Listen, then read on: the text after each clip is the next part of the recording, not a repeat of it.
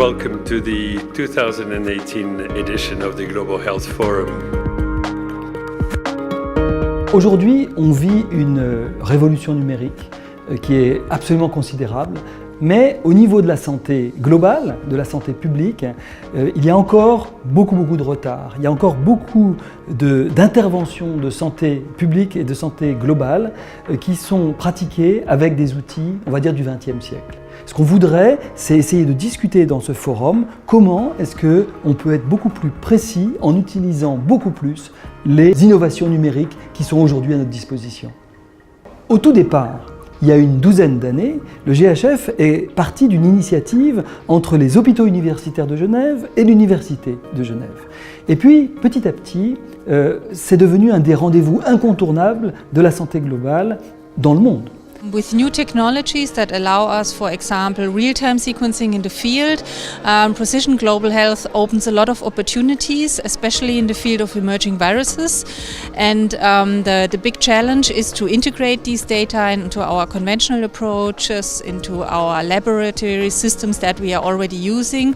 But I think there's a big chance and a lot of future in this area. So it's a very important topic for my field of work. Depuis 2016, les choses vont vite. En matière en particulier de santé globale, pour vous donner juste cet exemple, la NASA a publié juste avant l'épidémie de Zika, par des images satellites, le fait qu'il y avait un risque très élevé qu'il y ait une épidémie de dengue ou de chikungunya dans le nord-est du Brésil. C'est le Zika qui est arrivé. C'est à la fois une erreur, mais c'est le même moustique qui transporte ce type de virus, ces trois virus.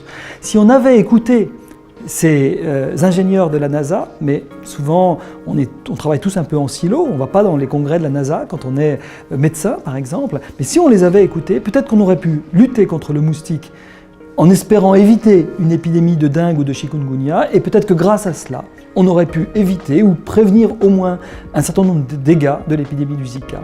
Donc je dirais qu'on a encore de très grands efforts à faire depuis 2016, en 2018 et puis certainement dans les années à venir, à beaucoup mieux utiliser ces technologies du digital, peut-être des satellites, peut-être de Google ou je ne sais quels autres réseaux sociaux qui vont pouvoir nous apporter des données complémentaires qui n'ont jamais été collectées pour des fins médicales, mais qui peuvent avoir une utilisation aujourd'hui très intéressante en santé.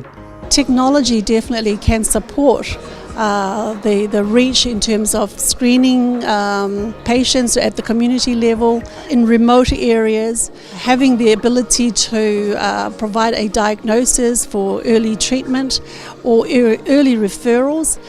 So for me, the message was about that you can actually, combined with a qualified health workforce, technology can actually provide the medium to keep people close to their homes and within their communities.